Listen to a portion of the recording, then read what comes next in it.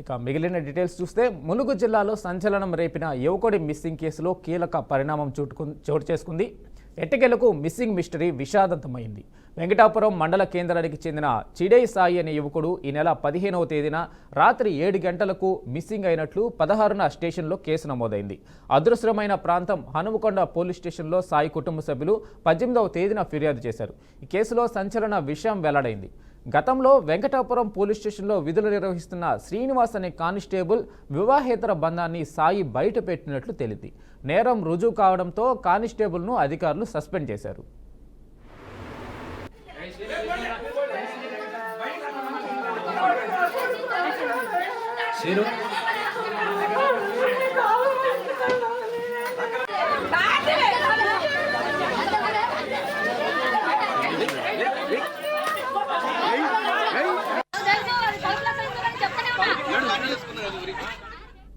దీంతో ఎలాగైనా సాయిని చంపేయాలని శ్రీనివాస్ పగతో రగిలిపోయాడు. కొన్ని నెలలుగా సాయిని చంపడానికి రెక్కీ నిర్వహించాడు. తన వల్ల కాకపోవడంతో సుపారీ గ్యాంగ్తో సాయిని హత్య చేసేందుకు స్కెచ్ వేశాడు. అనుకున్నట్టుగానే సుపారీ గ్యాంగ్ చేతికి సాయి చిక్కాడు. హనుమకొండ సైమ్ నగర్ ప్రాంతంలో సాయిని కిడ్నాప్ చేసి తీసుకెళ్లారు. మార్గ మధ్యంలో అతన్ని సుపారీ గ్యాంగ్ చంపేసింది. హుజూరాబాద్ మండల పరిధిలోని హుస్నాబాద్ ప్రాంతంలో ఓ బావిలో సాయి మృతదేహాన్ని పారేశారు. ఈ కేసులో పోలీసులను తప్పుదోవ పట్టించేందుకు హత్యకు గురైన సాయి సెల్ ఫోన్ను ఆంధ్రప్రదేశ్కు వెళ్లే ట్రైన్లో పాడేశాడు.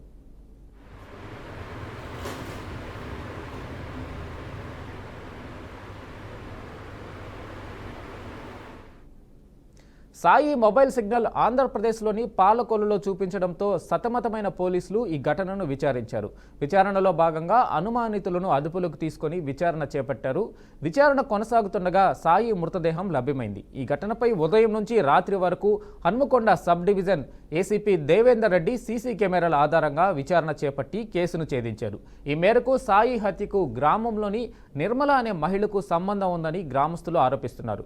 ఈ మేరకు మహిళకు గ్రామస్తులు దేహశుద్ధి చేసి పోలీసులకు అప్పగించారు. దీంతో గ్రామంలో ఉద్రిక్త పరిస్థితులు చోటు చేసుకున్నాయి.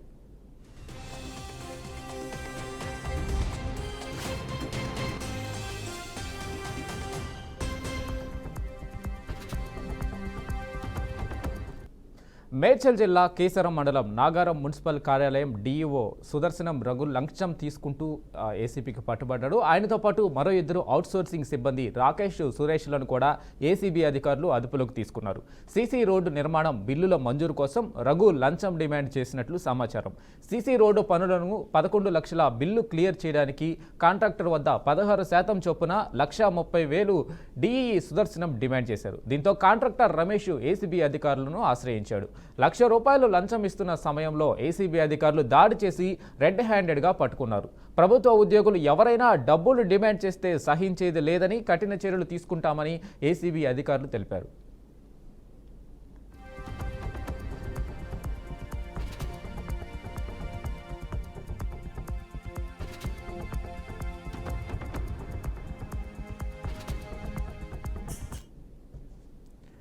చిత్తూరు జిల్లా ఐరాల మండలంలోని పలు గ్రామాల్లో గ్రామ సభలు ఏర్పాటు చేశారు. ముందస్తు చర్యల్లో భాగంగా అధికారులు భూముల రీసర్వే నిర్వహించారు. భూములు కలిగిన రైతులకు రీసర్వేలు జరిగే సమయంలో ఎటువంటి నిబంధనలు పాటించాలి, అధికారులకు ఏ రకమైనటువంటి సహాయ సహకారాలు అందించాలనే దానిపైన అవగాహన కల్పించారు. అనంతరం పంట పొలాల వద్ద రైతుల భూములకు రీసర్వేలు చేపట్టినట్లు అధికారులు తెలిపారు. దీనిపై మరింత సమాచారాన్ని మా ప్రతినిధి గోపి అందిస్తారు. రాష్ట్ర వ్యాప్తంగా ఇప్పటికే కూడా ముఖ్యమంత్రి చంద్రబాబు ఆదేశాలు, అదేవిధంగానే డిప్యూటీ సీఎం పవన్ కళ్యాణ్ గారి ఆదేశాల ప్రకారం ప్రభుత్వం ఎంతో ప్రతిష్టాత్మకంగా భూ సర్వేని నిర్వహిస్తుంది. అయితే ఇవాళ మనం ఐరాల మండలంలోకి రావడం జరిగింది. ఇక్కడ ఇప్పటికే గ్రామ సభలు అంటే అధికారులందరూ కూడా పెద్ద ఎత్తున గ్రామ సభలు నిర్వహిస్తున్నారు. మనం చూడొచ్చు మొరంపల్లి గ్రామంలో ఇక్కడ స్థానికంగా ఉన్నటువంటి ప్రజలందరినీ కూడా ఇక్కడికి రమ్మని చెప్పి ఒక గ్రామ సభను ఏర్పాటు చేయడం జరిగింది. ఎందుకంటే గతంలో ఎన్నో సంవత్సరాల నుంచి అంటే మనకు స్వాతంత్రం రాక ముందు నుంచి కూడా ఈ భూ సమస్యలు అనేది ఇప్పటికీ కూడా ఒక కచ్చ సాధింపుగా జరుగుతున్నాయి. అంటే కాలువలు గట్లకాడు కావచ్చు, ఇట్లా రకరకాల ఇష్యూస్ జరుగుతున్న నేపథ్యంలో ఇవన్నీ కూడా పెద్ద ఎత్తున దీన్ని పరిష్కారం చేయడానికి అధికార యంత్రాంగం ప్రభుత్వ ఆదేశాల ప్రకారం కృషి చేస్తుంది. ఎంఆర్ఓ గారు కూడా ఉన్నారు. సార్ ఒకసారి మనం మాట్లాడించే ప్రయత్నం చేద్దాం. ఐరాల మండలం ఎంఆర్ఓ మహేష్ గారు, సార్ చెప్పండి, ఏం జరుగుతుంది అసలుకి? ఇప్పటి వరకు ఐరాల మండలంలో జరిగినటువంటి భూ సర్వేలు ఏంటి, ఎటువంటి సమస్యలు ప్రజల నుంచి వస్తున్నాయి? ఐరాల మండలంలో మొత్తం 18 రెవెన్యూ గ్రామాలు ఉన్నాయండి. అందులో ఇప్పటి వరకు 8 రెవెన్యూ గ్రామాల్లో రీసర్వే పూర్తయింది. ఇప్పుడు 9వ గ్రామంగా పుల్లూరులో పైలట్ ప్రాజెక్టు కింద పుల్లూరులో రీసర్వేస్ మొదలుపెట్టడం జరిగింది. అది జరుగుతూ ఉంది. తర్వాత 2వ విడతగా మనకి మొరంపల్లి గ్రామంలో రీసర్వే స్టార్ట్ చేయాలని చెప్పి ఆదేశాలు వచ్చాయి. ఆ మేరకి ఈరోజు ఇక్కడ ప్రజలకందరికీ ఆ విషయాలు తెలియజేయడం కోసం రీసర్వే జరిగే పద్ధతులు ఇవన్నీ ప్రజలకి అవగాహన కల్పించడం కోసం ఒక గ్రామ సభ నిర్వహించడం జరిగింది.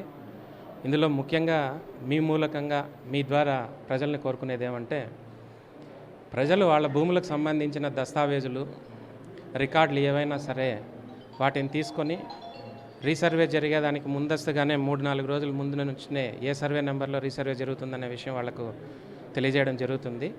సో ఆ రోజు ఏ సర్వే నెంబర్లలో సర్వే జరుగుతుందో ఆ సర్వే నెంబర్లకు సంబంధించిన రైతులు వాళ్ళకు సంబంధించి హక్కుపత్రాలతో హాజరైనప్పుడు గట్ల మేరకు కొలతలు వేయడం, వాళ్ళ రికార్డులు పరిశీలించడం, ఎటువంటి పొరపాటు లేకుండా వాళ్ళకి రావాల్సిన విస్తీర్ణాలు మొత్తం నమోదు చేయడం సక్రమంగా జరుగుతుంది, పద్ధతిగా ఉంటుంది.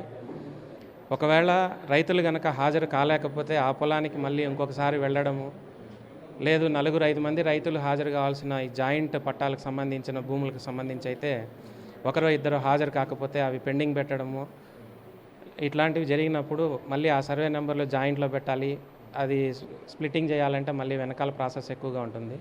కాబట్టి ఇట్లాంటి ఇబ్బందులు ఉండకుండా సర్వే జరిగే సమయంలోనే ప్రజలందరూ ఖచ్చితంగా వాళ్ళ పనులు పక్కన పెట్టి ఆ 1 రోజు 2 రోజులు మాకు సహకరించి సర్వేకు పూర్తి స్థాయిలో హాజరు కావాలని కోరుకుంటూ వాళ్ళకి ఒక విన్నపం ఇవ్వడం జరిగింది. ఇంకొకటి, సర్వే అండ్ బౌండరీ యాక్ట్ ప్రకారం మనకి 1 ఎకరా విస్తీర్ణానికి 5% 5 సెంట్ల వరకు మనకు ± అలవెన్స్ ఉంటుంది, అలౌడ్ అది. సో అట్లాంటివి ఏదైనా ఉంటే కూడా మనం అది వాళ్ళకు అవగాహన కల్పించడం జరిగింది. అంతకంటే ఎక్కువ విస్తీర్ణం వ్యత్యాసాలు వచ్చినప్పుడు మాత్రమే మళ్ళీ ఆ పొలాన్ని రీసర్వే చేస్తాం. మళ్ళీ 2వ సారి 3వ సారి అయినా చేస్తాము. వాళ్లకు మనస్ఫూర్తిగా వాళ్ళు అంగీకరించేంత వరకు రీసర్వే చేస్తామని చెప్పాము. ఎన్ని రోజులు పడుతుంది సార్ ఇంకా, అంటే మొత్తం ఐరాల మండలంలో కంప్లీట్ అవ్వాలంటే?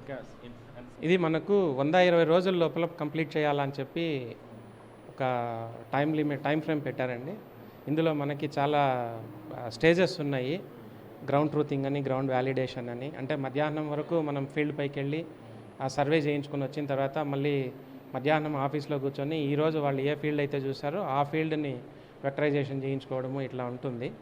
సో ±10-15 డేస్ ఇచ్చిన గడువు లోపలే పూర్తి చేసేదానికి ప్రయత్నిస్తాం. సో మొత్తం మీద గ్రామ సభలు ఇప్పటికే కూడా ఏర్పాటు చేయడం జరిగింది. ప్రతి ప్రాంతంలో కూడా అంటే ఎవరు కూడా అంటే ప్రజలు అధైర్యపడద్దండి. ఎట్టి పరిస్థితుల్లో కూడా మీకున్నటువంటి భూ సర్వేకి సంబంధించి ఏమైనా లోటుపాట్లు ఉన్నా, లేదంటే కొలిసిన సందర్భంలో ఏదైనా ఇష్యూస్ ఉన్నా కూడా మరోసారి కూడా అధికారులని, అంటే ఎంఆర్ఓ గారిని కావచ్చు, లేదంటే అధికారులని సంప్రదించవచ్చు. దాన్ని మరోసారి కూడా కొలిచి దాని తర్వాత పరిష్కారం చేస్తామంటూ కూడా అధికారులు చెప్తున్నారు. అయితే అంటే వాళ్ళ పొలాలకు సంబంధించి స్ట్రిక్ట్లీగా అధికారులు చెప్తుంది ఒకటే, అంటే అక్కడ కంప చెట్లు కానీ ఇట్లా చిన్న చిన్న చెట్లు మాత్రం తొలగించాలి. భారీ వృక్షాలు అంటే ప్రభుత్వానికి సంబంధించినటువంటి సంపద కూడా ఉంటుంది అందులో. ఇలాంటివి ఏమైనా తొలగిస్తే ఖచ్చితంగా చట్ట ప్రకారం చర్యలు తీసుకుంటాం. అలాంటి పనులు ఎవరు కూడా చేసి అనవసరమైన కేసుల్లో కూడా ఇరుక్కోకండి అంటూ కూడా ఎంఆర్ఓ మహేష్ గారు చెప్తున్నారు.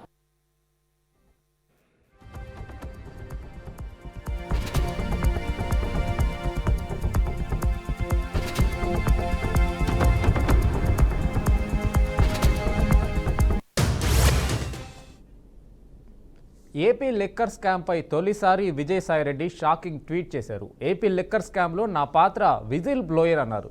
తప్పించుకునేందుకే దొరకని దొంగలు తన పేరుని లాగుతున్నారని పేర్కొన్నారు. ఏ రూపాయి తాను ముట్టలేదని విజయసాయిరెడ్డి వెల్లడించారు. లిక్కర్ దొంగల బట్టలు సగమే విప్పారు, వారి మిగతా బట్టలు విప్పేందుకు తాను పూర్తిగా సహకరిస్తానని ఎక్స్ వేదికగా ట్వీట్ చేశారు.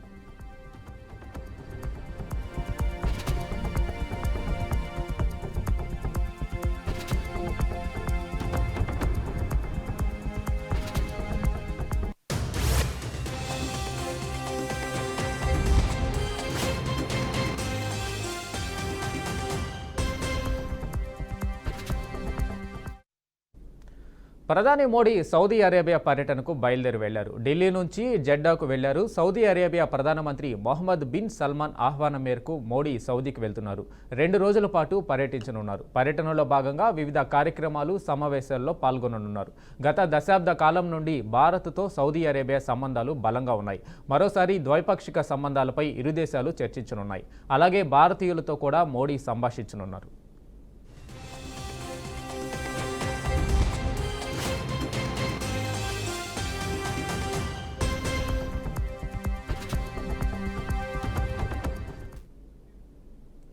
జమిలీపై మరోసారి కదలిక వచ్చింది. ఇవాళ ఢిల్లీలో 1 nation 1 election joint parliamentary committee సమావేశం కానుంది. ఉదయం 10 గంటల నుంచి సాయంత్రం 5 గంటల వరకు సమావేశం జరగనుంది. ఇక త్వరలోనే పార్లమెంటరీ కమిటీ వెబ్సైట్ను ప్రారంభించనుంది. క్యూఆర్ కోడ్ సౌకర్యంతో 1 నేషన్ 1 ఎలక్షన్ వెబ్సైట్ అందుబాటులోకి రానుంది. అన్ని భారతీయ భాషల్లో వెబ్సైట్ను అందుబాటులోకి తీసుకొచ్చేందుకు కమిటీ కసరత్తు చేస్తుంది.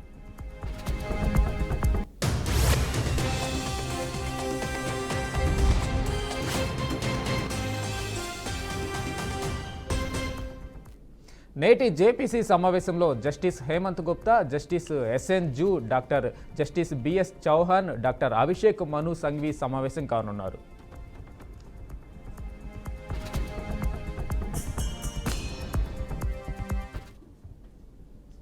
ఇవి bulletin updates. Keep watching BRK.